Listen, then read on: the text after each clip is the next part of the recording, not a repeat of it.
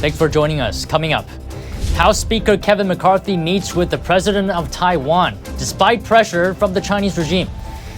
Former President Trump responds to the charges against him, calling the case election interference. A new AI model developed by Facebook parent Meta. It can outline objects within an image. What's the significance? Artificial intelligence on the rise. So where are the AI jobs? We take a look. The biggest product liability settlement in history. It's being proposed by Johnson & Johnson over allegations its baby powder causes cancer. How much is it going to pay? That and much more coming up on NTD Business. Great to have you with us. Don Mock here. On Wall Street, stocks ended mixed today. The Dow rose 80 points or 0.2%, S&P fell 10 points or 0.25%, and the Nasdaq lost 129 points or 1.1%. Defying threats from China, House Speaker Kevin McCarthy meets with President Tsai of Taiwan in California. As Speaker, McCarthy is the third highest-ranking U.S. official, following the president and vice president. A bipartisan group of lawmakers also attending the event. China lashing out, saying the visit will only, quote, strengthen the Chinese people's strong will to share a common enemy. The U.S. responding, Secretary of State Antony Blinken saying the visit is nothing new and saying China should not take it as an excuse to ratchet up tensions. They're private, they're unofficial, but they've been going on for years, and President Tsai and her predecessors have done the same thing. Beijing should not use the transits as an excuse to take any actions, to ratchet up tensions, to further push at changing the status quo. China claims democratically governed Taiwan as its own territory. Beijing has warned of unspecified retaliation if the meeting goes ahead. China staged war games around Taiwan last August following the visit to Taipei of then House Speaker Nancy Pelosi. The historical indictment against former President Trump has been unsealed. Trump was charged with 34 counts of falsifying business records in the first degree. Prosecutors claim he disguised a hush money payment as a legal expense and to the benefit of his 2016 presidential campaign. He has pleaded not guilty to all charges. We talked to Epoch Times reporter Janice Heisel, who's been covering the story. She said legal experts told her the case against Trump is weak. Overall, we're hearing that even from people who aren't necessarily fans of Donald Trump, that this case seems kind of weak on its face. The biggest concern that they shared with me is that the allegations are that Trump committed business records falsification in furtherance of another crime. But the problem is that other crime is not listed anywhere in the documents. It's considered a legal flaw in the document, and also in the legal theory behind these charges is what I'm being told. Falsifying business records in the first degree, the charge was repeated 34 times, alleging that Trump repeatedly wrote checks and created inaccurate business records between February and December of 2017. Heisel says experts she talked to believe the prosecutor is, quote, overcharging a defendant. One of the experts told me that this would be like taking a bank robbery allegation and then adding on, oh, the guy was double parked outside the bank and ran a red light on the way there and was carrying a gun when he shouldn't have been. Just adding charges for something that most people would consider to be a single offense. In response to the charges, Trump addressed supporters from his Florida home Mar-a-Lago last night. He says election interference is the motive here for the criminal charges. NTD's Jeremy Sandberg has more on Trump's remarks. Trump spoke to an invite-only crowd of about 500 guests at his Mar-a-Lago ballroom in Palm Beach Tuesday night. This fake case was brought only to interfere with the upcoming 2024 election, and it should be dropped immediately. The former president pleaded not guilty on all 34 counts he was charged with. Every single pundit and legal analyst said, there is no case. There's no case. They kept saying, there's no case. The front-runner for the 2024 GOP presidential nomination warned the U.S. is currently a failing nation and that it's sunk to the level of the old Soviet Union. We are a nation in decline. And now these radical left lunatics want to interfere with our elections by using law enforcement. A trial date has not yet been set. It's expected to take place in 2024. Prosecutors asked for it to take place in January, and Trump's attorneys requested April. The next court date is December 4th. That's 2 months before Republicans begin their nominating process. A conviction would not prevent Trump from running for or winning the presidency in 2024. Trump's lawyers suggested they will be filing motions to dismiss based on prosecutorial misconduct and selective prosecution. Trump ended his speech by saying despite a dark cloud hanging over the country, he has no doubt America will be made great again. Jeremy Sandberg, NTD News. Meanwhile, Stormy Daniels lost her defamation suit against Trump. Daniels was ordered to pay Trump's attorneys more than $120,000 in legal fees. That's on top of more than $500,000 in court-ordered payments to Trump's attorneys she's already been required to pay. A judge dismissed her defamation lawsuit in 2018. She later lost an appeal and was ordered to pay Trump's legal fees for fighting both. The civil litigation is officially unrelated to Trump's case in New York. Trump denies ever having an affair with her. Facebook parent company Meta released a new artificial intelligence model today. It's called the Segment Anything Model, or SAM for short. It can pick out objects and outline them in images and videos. It can also pick out items outside of its training. Objects can be selected by clicking on them or writing a text prompt. In one demonstration, writing the word cat prompted the tool to draw boxes around each of several cats in a video. Chief Executive Mark Zuckerberg has said that incorporating generative AI is a priority for the company this year. The SAM model is now available for download under a non-commercial license. Joining me now is Jake Maymar, VP of Innovation at the Glimpse Group. Now, this new Meta AI model, it can identify objects in an image. What is the significance here? Well, the biggest value is you can search any image, any video, any sort of spatial place. And the reason why that's valuable is just imagine, you're just like looking at an image and of course you can see cats and you're like, okay, well, how is that valuable? Because I do XR, I do VR and AR enterprise solutions. The reason why this is so valuable to me is if I have a headset and I'm looking around, it will automatically know what those objects are. So it will know that's a phone. It will know that's a computer. It will know that's a chair. And because it knows that, there's all these sort of rules that will automatically be associated with it. So if it's a donut, I know I can eat it. If it's a phone, it will actually have data on it. And if it's my phone, it will actually have my data on it. So there's all these ways that it's going to be basically creating a very frictionless experience where you're going to be interacting with the virtual world in a very intuitive way. I see. I wonder if this is just the beginning. I wonder if this will develop into something even further. Maybe you can comment on that. Oh, absolutely. I think this is just the beginning. I think that this is the early building blocks of where this language model is going to go.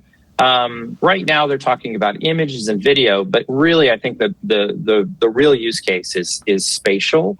And if you can identify objects in space, both with AR, so in physical space, and then also in virtual space, you can assign value to those objects.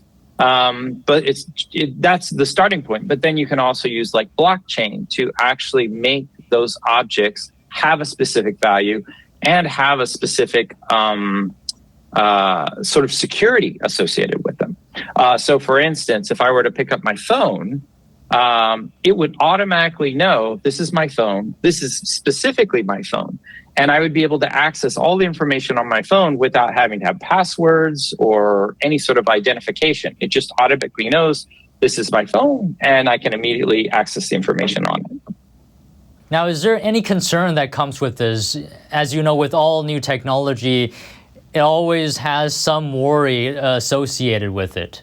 Oh, absolutely. With all new technologies, being able to search an image or a video or a spatial location, that definitely is a cause for worry in some ways because, well, now that's information that we didn't have before.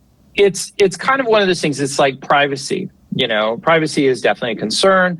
As this right now, it can identify cats, but what if it's a specific cat?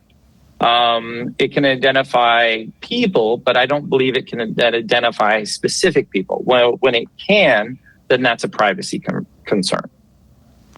I see. And can this be combined with other AI models, AI programs like ChatGPT or Midjourney, for example? Can all these things work in tandem?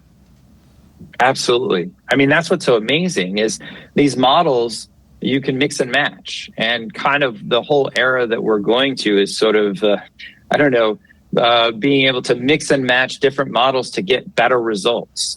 You'll know which models do what particularly well, and you'll be able to sort of queue up different models and get the results you want. It's like Legos. You'll be able to basically build the configuration that's going to get to the best result the fastest. Yeah, Jake, it's a very exciting time we're in right now. A lot of innovation is happening. But thank you for coming on the show today for this discussion. It was a pleasure talking to you. Oh, yes. Thank you for having me. Pleasure. Billions of dollars were poured into artificial intelligence technology in 2022. Now the University of Stanford has released a report showing where the most jobs in AI are. NTD Sean Marshall has more. Over 120,000 tech workers are laid off this year. A lot of them are probably looking to get back to work in an artificial intelligence job, since that industry is on the rise based on the recent hype and popularity. Well, this is where those jobs are, according to Stanford University's 2023 State of AI report. Based on 2022 data, the top 3 fields with the highest percentage of AI job postings were information, professional scientific and technical services, and finance and insurance. I spoke with HR professional Ira Wolf for his take on available jobs in the AI industry. Industries such as finance and banking, a lot of the tech people are moving over to those roles outside of the tech companies per se, but into banking and insurance. As you might expect, the information sector dominated, but the sectors using AI are quite diverse. Other fields with top percentages included manufacturing, agriculture, forestry, fishing, and hunting. And some surprising ones, agriculture, fishing, and hunting. About 1.6% of jobs. Education was 1.5%. Management. Looking at location, California posted the most AI-related jobs with over 140,000, followed by Texas and New York. So a lot of the people from tech, although they may be leaving the Apples, Googles, Metas of the world, certainly have a lot of other opportunities that are out there. Opportunities that will hopefully increase as AI technology continues to develop. Sean Marshall, NTD News. In the future, the world may be filled with hostile AI systems. This is according to a paper by the Center for AI Safety. Its director Dan Hendricks, pictured here, says even if some developers build altruistic AIs, there will still be those who build less altruistic AIs. Hendricks says the less altruistic ones will outcompete the altruistic ones. Now, think about this. In the business world, a lot of corporations that put profit above everything else could use AI wrongfully. They could have AI systems help make profit in ways that may or may not be legal.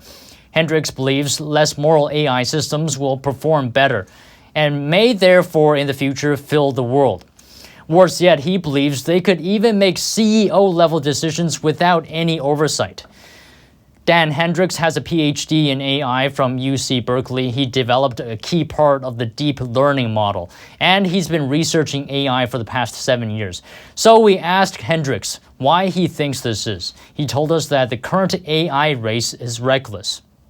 The current AI arms race isn't prioritizing safety. They're largely prioritizing just making the most powerful products as possible and trying to position themselves to automate as many jobs as possible. Safety is a secondary consideration. So without the public raising their voice about these sorts of concerns, I find it somewhat unlikely that they're going to stop by their own devices.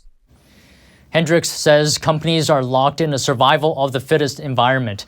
The ones who play it safe when it comes to AI will lose the race. And conversely, the most reckless will win. We spoke to technologist and former Tesla employee Alexa Eden. She says how we program AI matters as well. We are the ones training the AI. So if we are not taking a hard look at who we are as people in our society and how we are interacting in the markets, then we won't be able to train AI to be any better than ourselves. Though not everyone agrees with Dan Hendricks' paper, we spoke to AI expert Armen Kerlopian, who has a PhD in biophysics with a strong focus in artificial intelligence. Kerlopian says he rejects the premise that non-altruistic AI systems will by definition perform better. Law enforcement could also use AI systems. Competitors in the industry subset could use different AI-associated capabilities. So there indeed could be a short-term gain, but there's actual overall risk to the company housing the AI, or even the AI itself. Kerlopian also believes that government regulations and public opinion, for example, will reduce harm that might come with less altruistic AI. But Dan Hendricks argues that regulation is not good enough, in large part because they take a long time to set up. Regulators tend to address the issue after there's a catastrophe. So there's a saying in aviation, which is that aviation regulations are written in blood.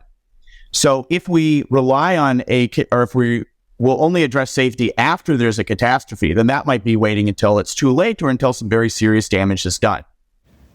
So what's the solution? One is giving AI to good actors like the public, the government, and maybe law enforcement. This could rein in AI that are used maliciously. We spoke to the head of AI strategic development at Adobe, Chris Duffy. Duffy generally agrees. There is power in collective intelligence, meaning not only human plus machine, but multiple AI systems.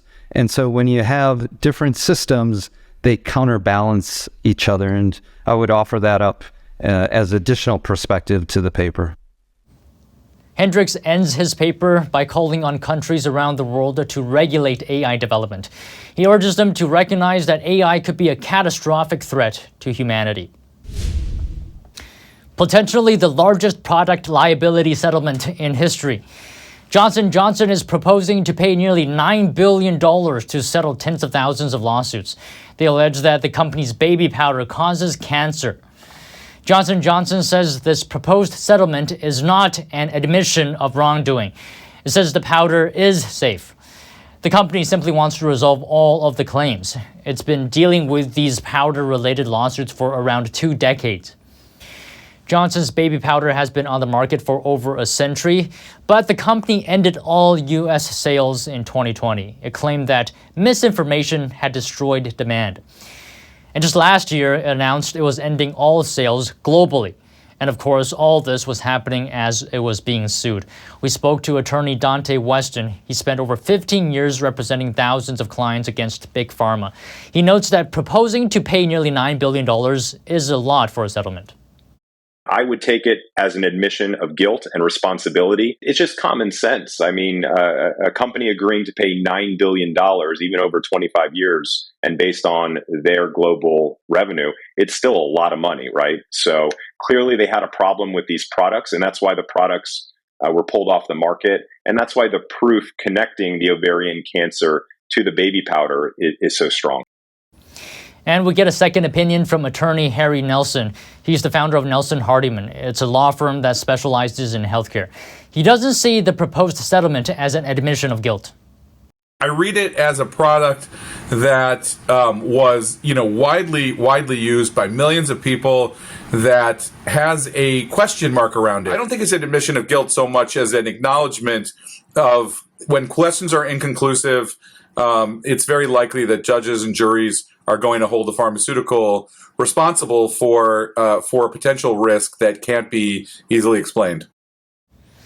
Nelson believes J&J wants to get some finality, to solve all the tens of thousands of lawsuits and completely exit the product. Otherwise, dealing with all the suits could take a lot of effort and end up being even more expensive. We talked to attorney Tamara Holder. She's been practicing for nearly 20 years with a focus on institutional abuse. She likens the suits to an ever-expanding snowball. You have multiple lawsuits around the country, if not the world. You have different courts making different decisions. You have appeals.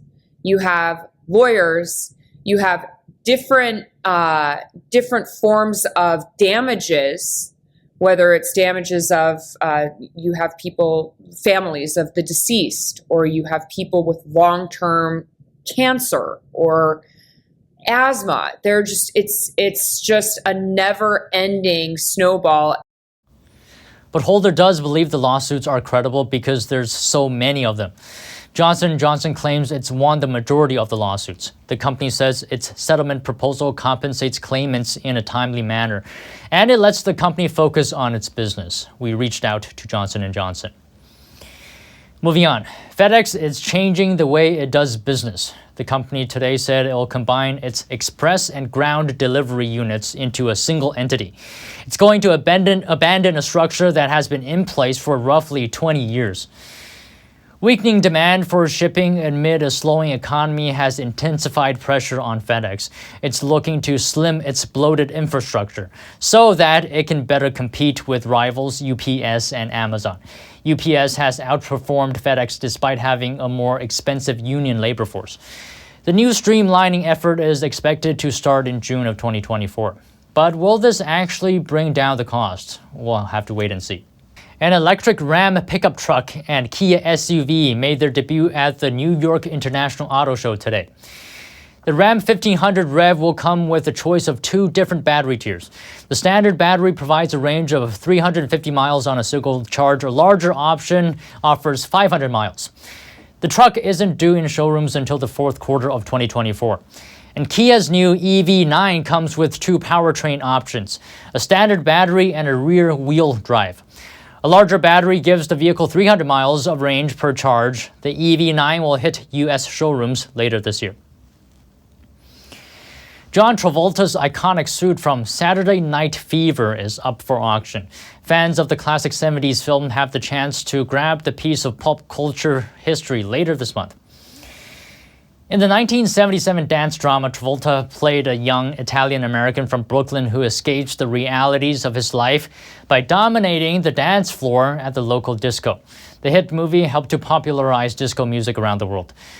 Travolta received a Best Actor Oscar nomination for his role. The white 3-piece suit from the movie is expected to fetch up to $200,000. It will be part of the Hollywood Classic Contemporary sale organized by Julian's Auctions and Turner Classic Movies in California between April 22nd and April 23rd. And that's all today from the NTD Business team and myself, Don Ma. You can follow me on Twitter if you're there. And if you have any news, tips, or feedback for the show, you can email us at business@ntd.com. Thanks for watching, and we'll see you tomorrow.